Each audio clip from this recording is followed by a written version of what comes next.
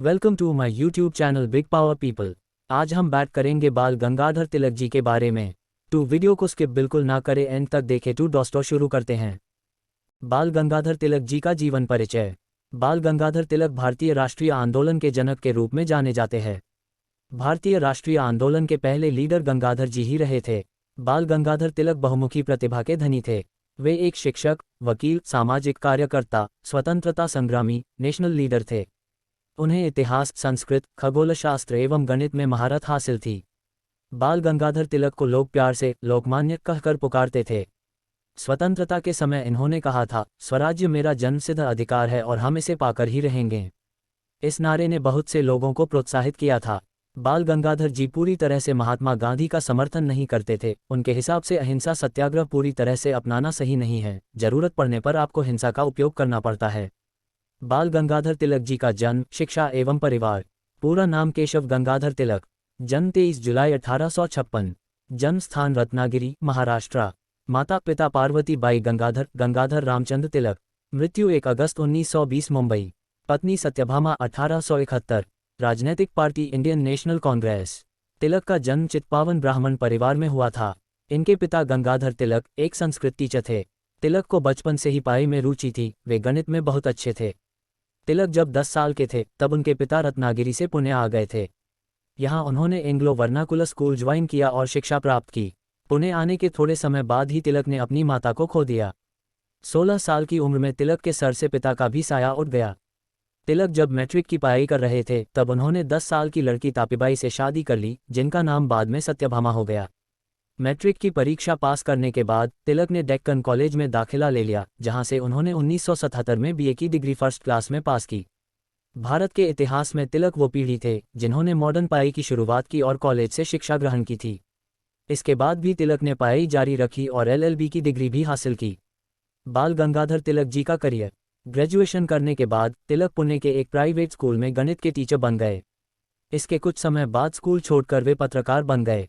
इस समय बाल गंगाधर जी देश में चल रही गतिविधियों से बहुत आहत थे। वे इसके लिए बड़े रूप में आवाज उठाना चाहते थे।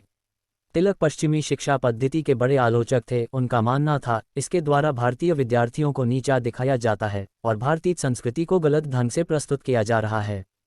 कुछ सोच विचार के बाद वे इसी नतीजे में पहुंचे कि एक अच्छा नागरिक तभी बन सकता है जब उसे अच्छी शिक्षा मिले।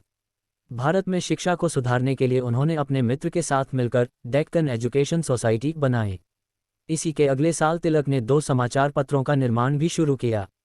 इसमें एक था केसरी, जो मराठी में साप्ताहिक समाचार पत्र था। दूसरा था मराठा, ये अंग्रेजी का साप्ताहिक समाचार पत्र था। थोड़े समय में ही ये दोनों समाचार पत्र बहुत प्रसिद्ध हो गए।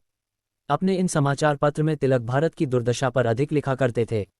वे लोगों के कष्टों का और वास्तविक घटनाओं की तस्वीर को इसमें छापते थे। गंगाधर जी सबसे कहा करते थे कि अपने हक लिए सामने आकर लड़ो। बाल गंगाधर तिलक भारतीयों को उकसाने के लिए उग्र भाषा का उपयोग किया करते थे। बाल गंगाधर तिलक जी का राजनीतिक सफर। अंग्रेजों के खिलाफ आवाज उठाने के लिए बाल गंगाधर ने 1890 में भारतीय राष्ट्रीय कांग्रेस ज्वाइन की। महात्मा गांधी के पहले भारतीय राजनेता के रूप में अंग्रेज गंगाधर को ही जानते थे।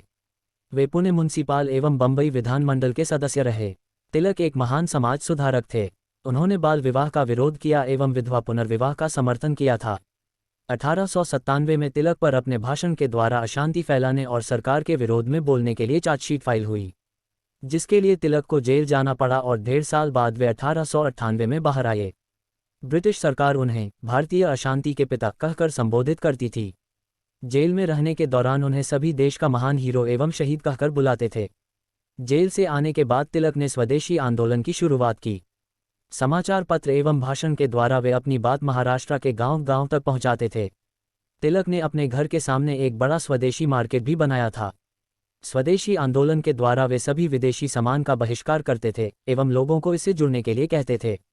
इस समय कांग्रेस पार्टी के अंदर गर्मागर्मी बढ़ गई थी। विचारों के मतभेद के चलते ये 2 गुटों में बंट गई थी, नरमपंथी और गरमपंथी।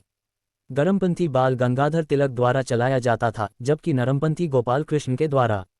गर्मदल स्वशासन के पक्ष में थे, जबकि नरमपंथी सोचते थे कि समय अभी ऐसी स्थिति के लिए परिपक्व नहीं है। दोनों एक दूसरे के विरोधी थे, लेकिन उद्देश्य एक ही था, भारत की आज़ादी।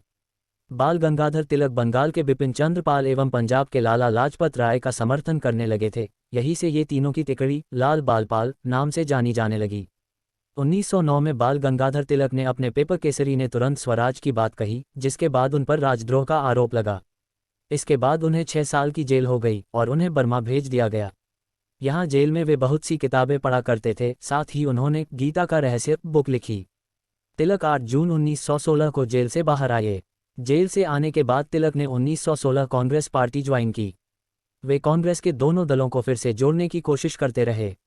उन्होंने इसके लिए महात्मा गांधी को भी समझाने की कोशिश की कि वे पूरी तरह से अहिंसा को सपोर्ट न करें, बल्कि स्वराज के बारे में भी सोचें। अंततः उनकी ये सारी कोशिशें बेकार गई। इसके बाद उन्होंने अपनी अलग पार्टी होम रूल लीग बनाई। तिलक इसके बाद देश भर में भ्रमण करके सबको स्वराज के आंदोलन जोड़ने की कोशिश करते रहे। बाल गंगाधर तिलक जी की रचना Orion 1893, the Arctic home in the Veda 1903, Gita Rahasya 1915। बाल गंगाधर तिलक जी की मृत्यु। भारत माता की स्वतंत्रता पाने की लड़ाई में बाल गंगाधर तिलक अपने जीवन भर कार्यरत रहे। 1 अगस्त 1920 को उनकी मुंबई में अचानक मृत्यु हो गई। Thanks for watching my YouTube channel ऐसी और वीडियो के लिए हमारे चैनल को लाइक करें, कमेंट करें, सब्सक्राइब करें और शेयर करें।